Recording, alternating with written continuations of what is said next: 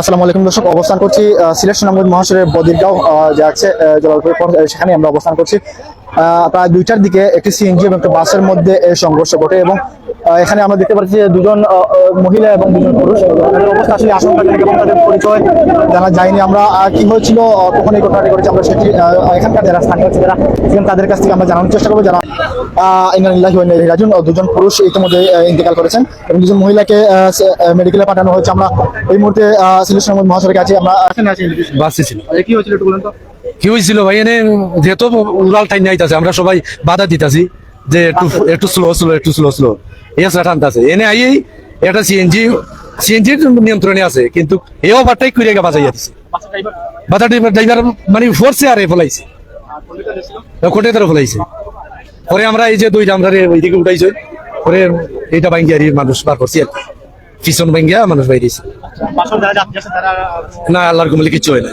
দুইটা বাচ্চা আমার পাশে ছিল, ওরা কিন্তু আমি নিয়ন্ত্রণ করছি আগে সিএনজিতে যারা ছিল দেখছি, তারা 3টা ডেড বডি দেখছি আমি। বলছেন বাসের বলছিল বাস আসলে গতি ছিল বেশি, আউট অফ কন্ট্রোলে গাড়ি চালাচ্ছিলেন যেমনটা অন্যরা বলছেন। আমরা বলবো ভিডিওটি সবাই শেয়ার করেন। ইন্নি পরিবহন যে সিএনজিটি আসলে সিএনজি যদি সামনের দৃশ্য একটু আপনাদের দেখাই আমি। আপনারা দেখছেন যে সিএনজির সামনের যে পরিস্থিতি, অনেকে আশঙ্কা করছেন সিএনজির সামনের এই দৃশ্য দেখে যে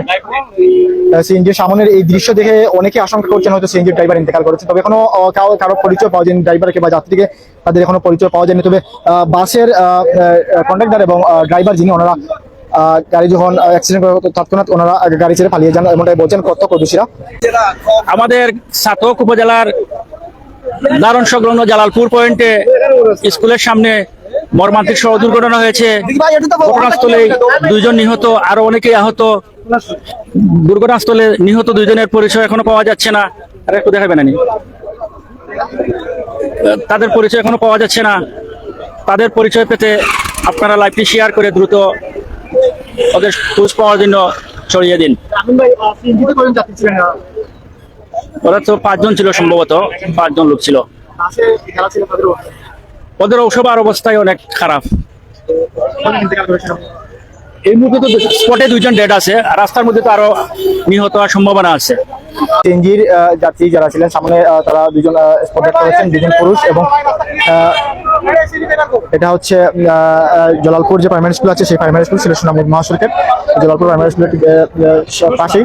তবে আমরা যেমনটা দেখছি যে ওনাদের কাছে যতটুকু জেনেছি যে সিএনজির যারা ছিলেন তাদের মধ্যে 2 জন আসলে স্পটেড করেছেন, 2 জন পুরুষ এবং 2 জন মহিলাকে ইতিমধ্যে মেডিকেলে প্রেরণ করা হয়েছে। আমরা যেমনটা দেখছি, তবে কি হয়েছিল, কিভাবে অ্যাক্সিডেন্ট হয়েছে সেটি আসলে বিস্তারিত এখনো জানা যায়নি। তবে ওনারা বলছেন অনেকেই মেডিকেলে প্রেরণ করা হয়েছে। 2 জন মহিলার অবস্থা আসলে আশঙ্কাজনক। এখানে দেখতে পাচ্ছেন মানুষ আসলে অনেকে আছেন,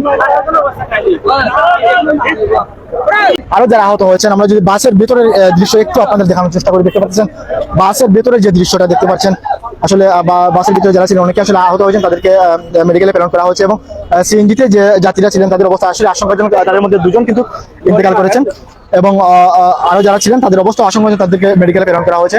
তবে 2 জন নিহত যে 2 জন হয়েছেন তাদের পরিচয় এখনো শনাক্ত করা যায়নি বা তাদের পরিচয় জানা যায়নি।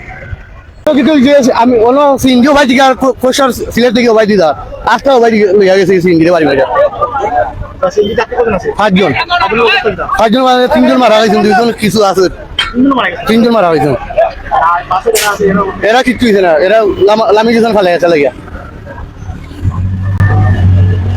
দর্শক, আমরা প্রত্যক্ষদর্শী যারা ছিলেন তাদের কাছ থেকে আসলে জানার চেষ্টা করেছিল। অনেকে কেউ বলছেন 2 জন, কেউ বলছেন, তবে প্রত্যক্ষদর্শী যিনি উনি বলছেন যে 3 জন মারা গেছেন সিএনজিতে যারা ছিলেন এবং 2 জন মহিলা ছিলেন, তাদের অবস্থা আশঙ্কাজনক, তাদেরকে মেডিকেলে প্রেরণ করা হয়েছে। আমরা যেমনটা দেখছি সিএনজির নাম যেটি যদি আমরা একটু বলি, ইন্নি পরিবহন, আসলে কোন স্ট্যান্ডের গাড়ি সেটিও এখনো জানা যায়নি বা কোথাতে গেছে সেটিও আসলে জানা যায়নি। ইন্নি পরিবহন